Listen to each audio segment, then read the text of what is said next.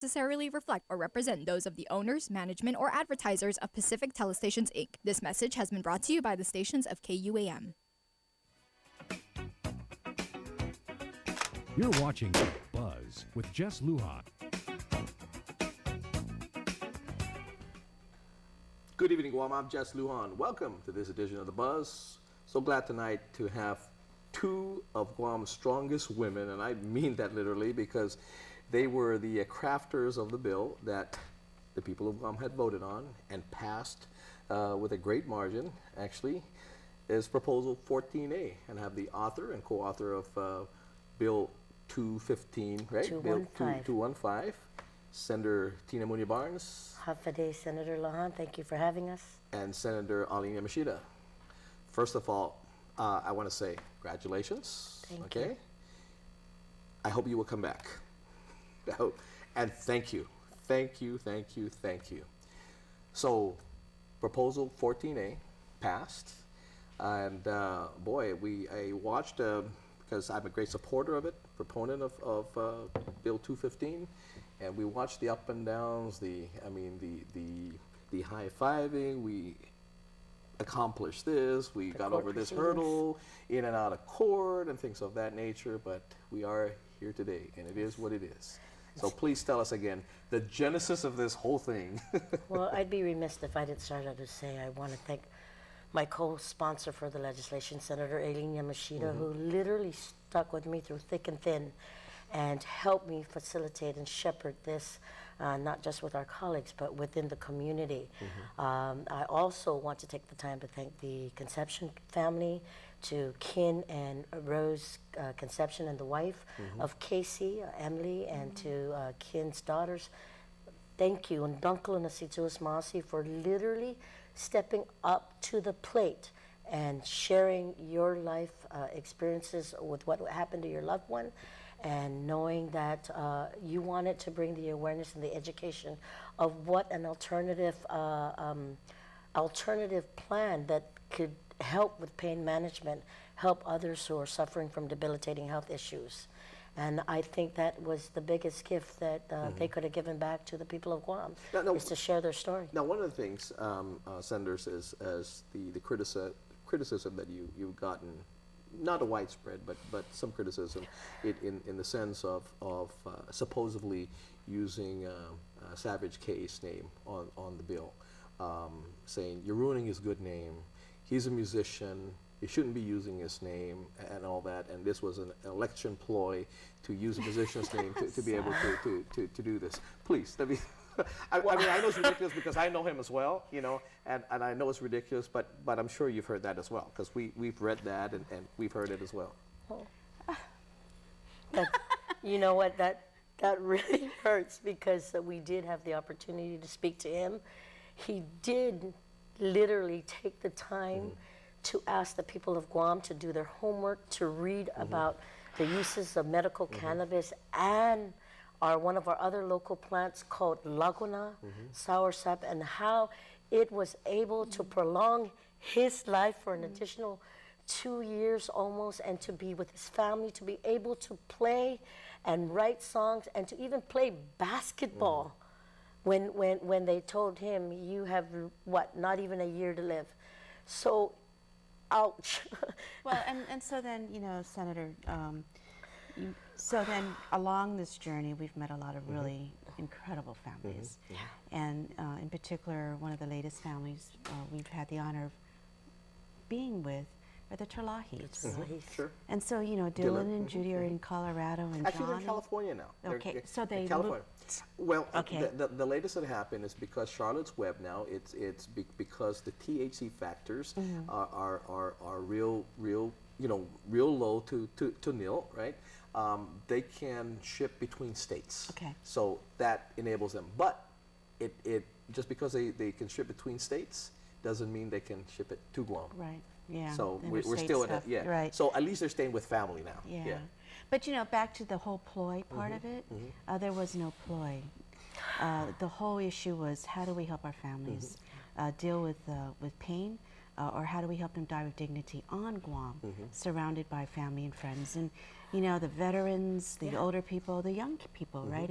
And for me, that's what this was about. So you know, when people are saying, "Wow, you're just doing it to get the votes," I'm like, no. And obviously, it didn't work for me, right? So, you know, obviously. But you know, for me, it was really an option to medicine. It's about medicine, and it's about what will help them. Sure. And so all the other stuff, I'm like, okay, we got to address it. We got to deal with it. You know, all the DEA and the FDA and all of these things. Yeah, we got to deal with it, but it doesn't mean we don't. And so I'm very glad that the voters believed in it. And Senator, to that veteran out there who could not come out because for fear of losing his own benefits, and to his veteran colleagues who are listening, who really wanted somebody to step up to the plate, because the senators, all they do is say yes, yes, yes, and then nothing gets done. Well, I know that veteran, if he's listening, thank you for giving us the opportunity to say, this is a part of our job as public servants. We listen to our people, and if we can find it within our means to facilitate it through, that's our job. And that's what we've done today. And further, Senator, you know, it was just yesterday somebody said to me, but it's only a small number of people you're helping. What's the big deal?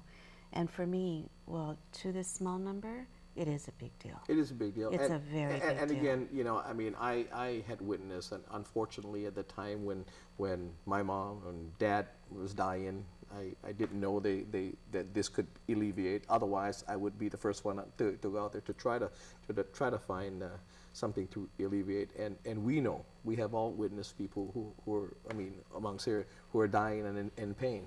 And if we can do something to alleviate even at least 5 minutes, even 5 minutes, isn't that a great thing? Isn't that a great thing?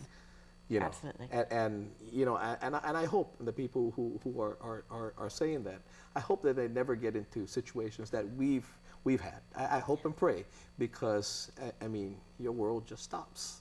Yep. Yeah. Just to see a loved one suffer, it is. Yeah. It's. Sure. I don't ever want it. I wouldn't give it to anyone. No. And if this is a way as an alternative for all the right reasons to help those families whose loved ones are truly suffering, then let that be their decision to choose. And let this be an alternative, which is probably the most easiest. Now I got to say, let's jump forward now, because basically Proposal 14A, or Bill 215, was brought to court because apparently of what you guys supposedly shouldn't have done, or the Organic Act said you shouldn't have done, or does not authorize you to do. I mean, I read the Organic Act. I mean, I understood every word of it. I thought I was reading something else. I think Mr. Trapp was reading maybe the first draft that was written on a napkin with lipstick on it, and maybe some missing parts. But I understood. I think you ladies understood. Okay, I read Guam law. You know.